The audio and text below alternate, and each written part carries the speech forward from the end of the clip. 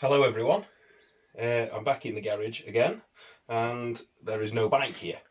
It's currently out because we're getting close to the season, so it's away having various bits and bobs done, but I'll get round to that. Tonight I'm going to talk about all the different bits, some of the different bits that we're bolting on, flat track specific, but I suppose it applies to all race bikes. So I think first off, these snazzy bars, courtesy of Mr. George Sturgis. I'll tell you a little story about these. These are Necken. They're a flat track specific handlebar. Now, George said he bought some of these bars in fact, and I did explain to him that if he puts them on his 450, he would need longer throttle cables and clutch cables. So when you get to full lock, it runs out of cable, starts revving its conkers off. Similarly, it'll start pulling the clutch the other way and what have you. Anyway, he tried them on. They don't fit, like I told him. So he's kindly sold them on to me at a cut price. So I have got snazzy handlebars for the Ducati. Next up, new to me, clutch master cylinder, hopefully with the correct ratio. If anyone had seen the first iteration of the bike, they will know that the clutch was ridiculously stiff. The bore and stroke ratio was all wrong for that bike, and it was horrendous. So hopefully this will fix that issue. It's a Brembo one off of Ducati, so hopefully it's the right ratio master cylinder. What else have I made? Right, so rear sets. I'll probably call this video something about rear sets because it's sort of specific, but it applies to all race bikes really. So the lugs on the frame were welded in, and they were made for, I can't remember what rear sets they were for, but basically it's just some bolt holes on 70mm centres. Now in flat track, your left hand side footrest is usually higher up and out the way somewhat. For if you are sliding, getting really low, you don't want it dragging on the floor, and it does just keep your leg, so when you're on the straight stuff, it keeps your leg up and out the way. You're not sort of dangling around here somewhere. So in the interests of simplicity and strength, I've mentioned a few times about the strength because I'm quite large and I don't want to be busting foot pegs off. The left-hand one is a little, very, very simple steel folding footrest. I've made it all myself, out of steel, just because to keep it small, to do it out of aluminium, it would have had to be much, much bulkier, and it wouldn't have worked as well. So it is a simple piece of steel that I've shaped. The welds are really close to the lug, so I've had to shape it all the way there, so where it bolts on, it just bolts nice and flush up to the plate that's welded to the frame. There's a Clevis style piece, which is just in there, and then the steel blade of the footrest is there. Now it's got this horrible sort of plate bashed on there and welded on, because what I'll do, I cut a length of rubber hose, and that slides on over there. I'll show you the other side in a second, which I've already done. So that, it's really strong, really small. That folds up and drops down. The weight of it is enough to keep it down. As long as it's kept nice and loose, don't over tighten it, that won't cause any issues. I ran one like that last year, never had any issues at all, so I'm happy with that side. Now the right hand side, actually going back to the left hand side, the gear lever is straight on off of the selector shaft, so there's no linkage or lever linkage or anything like that. It's literally, usually in flat track you probably won't even change gear. You set off in second and run in second, you don't even change. Ammon Valley will probably shift up a gear or two depending what gear I start in, but that's it. You just stick in the same gear near enough all the time. So that keeps the left hand side really simple. The right hand side, obviously you've got your brake lever positioning, and the right hand side footrest is incredibly important in flat track. when building the bike, you've got to have your foot in the right position. So when you're putting your weight in a corner through your outside leg on the right hand side, that weight has got to be in the right position on the bike. Too far forward and you're going to be sort of uncomfortable, and it's pushing the front too hard. Too far back, again, not comfortable, and it's all right. It's got to be in the right spot. It will be different for each bike, and every other person who rides one will probably tell you something different. I like the footrest to be slightly in front and slightly below the swing arm pivot as a sort of basis. Now the rules are that no part of the footrest or brake can hang below the frame rails. They must lie within the perimeter of the frame.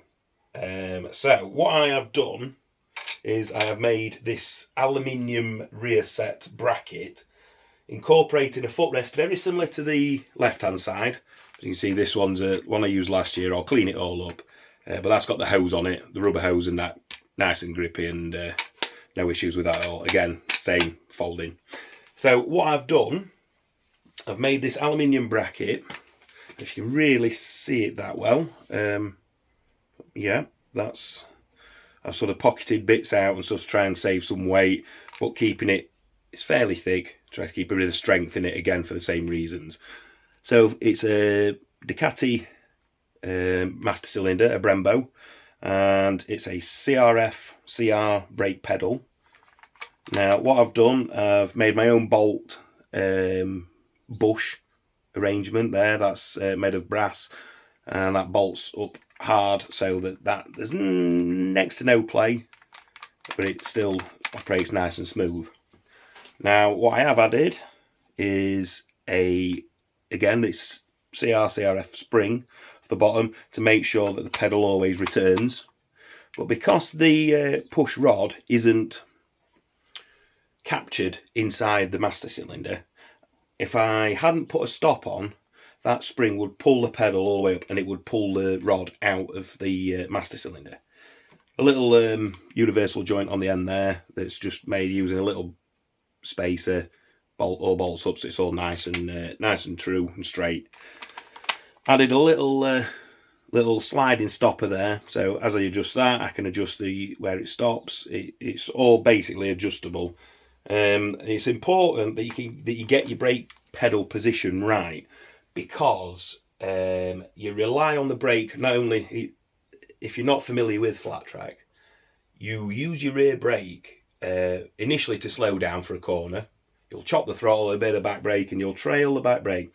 And when riders get better, I'm not very good at it, what you'll see they do is they trail the brake on acceleration as well.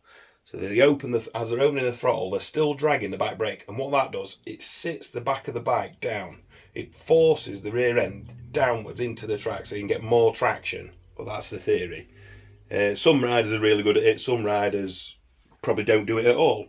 But if you watch some of the AFT races from the USA, that's the USA National Championship, they run a lot of races in the evening or at night when it's dark, and what you'll often see is the rear brake rotors glowing because they're trailing the brake that much. So that gives you an idea of the sort of stresses on your rear brake in flat track. So I've made this one, it all bolts on. There's some spacers to, again, with the same lugs that are on the left hand side, is the same on the right. They bolt up, so that hangs it off the right hand side of the bike in the preferred position, or my preferred position, and that should work lovely. So yeah, any questions, just get in the comments below. Ask me how I made stuff. I did most of this using a miller and a pillar drill, pretty much. A bit of lathe work, making the spacer, that lovely shiny brass bit. But yeah, that's all that is all good. So the other thing I wanted to talk about was the exhaust. So we've got a bit of an issue this year. Well, not an issue, just something more to think about. We've got a meeting at Mallory Park. They are building us a track special to do it. It's at the Bike Bonanza in... Tell you what, I'll put the date here somewhere, so we know when it is, and I'm not going to come out with any rubbish that you're not going to listen to. And what it is, it's a festival of motorcycling, and so they're building us a track specific for us, and we get to race there, which is really cool. Somewhere new to race. Big issue at the minute is that tracks are closing, left, right and centre. What was the one near London? I can't remember the name of it. That one shut fairly recently. Peterborough is earmarked for development and will be shutting at some point. It's another speedway track that we'll have lost. So it's really good that they're putting the necks out and inviting us to ride with them. However, what this does mean, anyone familiar with Mallory Park or in the racing world will know how tight they are on noise at Mallory Park. It's very very strict on noise limits there. The locals don't really like it, and there's a church nearby, all sorts of stuff, so they are strict on noise. Now, last year's Ducati, I ran this silencer. I believe it's a road one. I can't remember what brand it is. It's got something stamped on it somewhere. Well, I had a crash. Oh, I had a few. But I had a crash, and as you can see, there's a dirty great dint in it. Now, I could just drill all the rivets out, repack it, pop all that out, straighten it up, and it would work perfectly fine. I don't see there's any issues with it. What I'm going to ask in the comments, what do people think to that style instead of, well, they'll be on the right hand side of the bike, so it'll be either one of those up the side or one of those. I can't see how much difference there'd be noise wise. The outlets are a similar size. That one's slightly shorter. Maybe it'll be louder. I don't know. We'll have to do some noise testing before the Mallory round. I think it would be unfair just to drop it on everybody when we get there. So what they're going to do, I think, is do some noise testing in the rounds leading up to Mallory, and just let people know if their bikes are a bit too loud, so that they've got time to do something about it. The easy way is adding baffles in the end of your exhaust. Now this road exhaust, I don't know if you can quite see, there's a little hole just there. So what I potentially could do with that one is turn a baffle, technical term, it's like a reducer, basically, a bit of tube with another bit of tube, and I could just put a bolt in there and that would hold it in there fine. We can get the bike quiet enough using what I've got. I can't see that being an issue. So everything's all happening. The suspension is away at BG Motorsport with Ben, so fingers crossed that all gets back in time. The bodywork is away being painted with Rob. That will be really fancy. I'm really looking forward to showing you all that. What else is happening? The exhaust, I've got some friends local who are welding specialists. We need to move a bracket, alter the rear cylinders angle that it comes out at just to clear the swinging arm.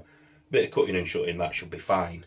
But yeah, it's all happening. Keep this one nice and short. And as always, guys, get in the comments, like, share, subscribe, press the bell, do all that good stuff. It'll really help me out. Thanks, everybody.